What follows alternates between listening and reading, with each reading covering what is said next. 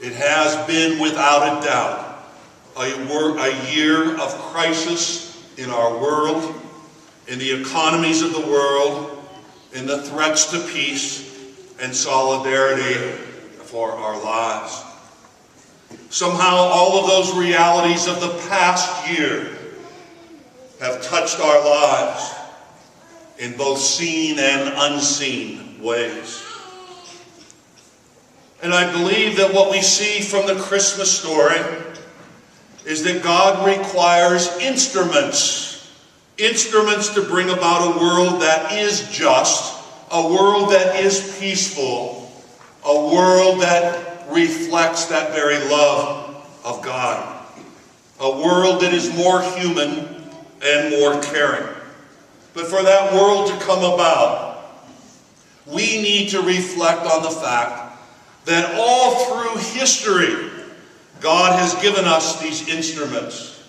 If we think about Moses leading the people out of slavery to freedom, freedom and worship were a goal for them.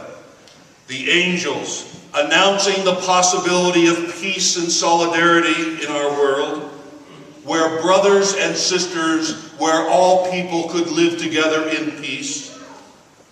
The prophets Amos and Jeremiah calling the world to justice and peace, to act rightly toward one another. Joseph,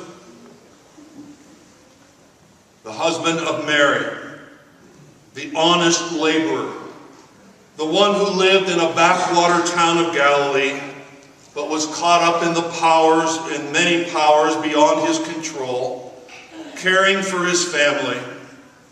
And I often wonder if Joseph was without disappointment, if Joseph didn't wonder what was going to happen to him tomorrow or the next day. I wonder if he was a man without any questions. Mary,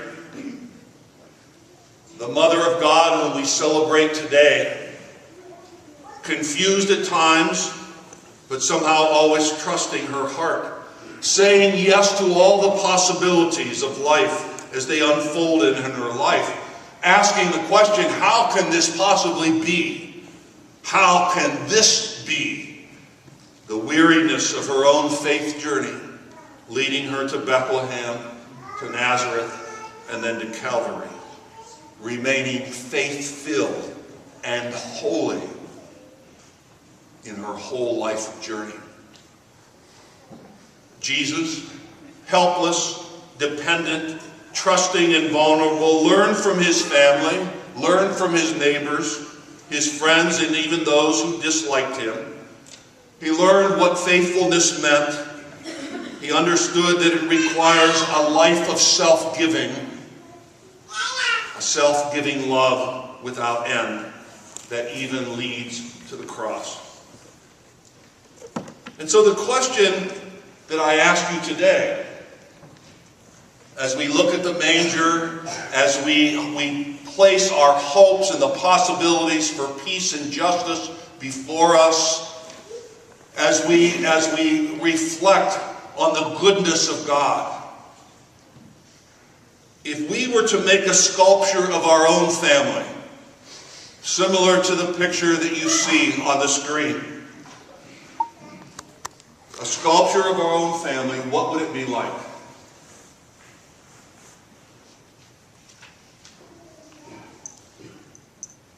The family of God can give us a model for hope in the future. Their lives free us from any false illusions of the way life is at one time or another. But they do help us to move into the future. The Holy Family helps us to move into the future. Our Blessed Mother certainly helps us to move into the future, saying yes to the future and to all that lies ahead of us. Jesus certainly teaches us how to do that in faithfulness, trusting that our world can have a more human face in which love, justice, and peace will guide the next 365 days of our lives.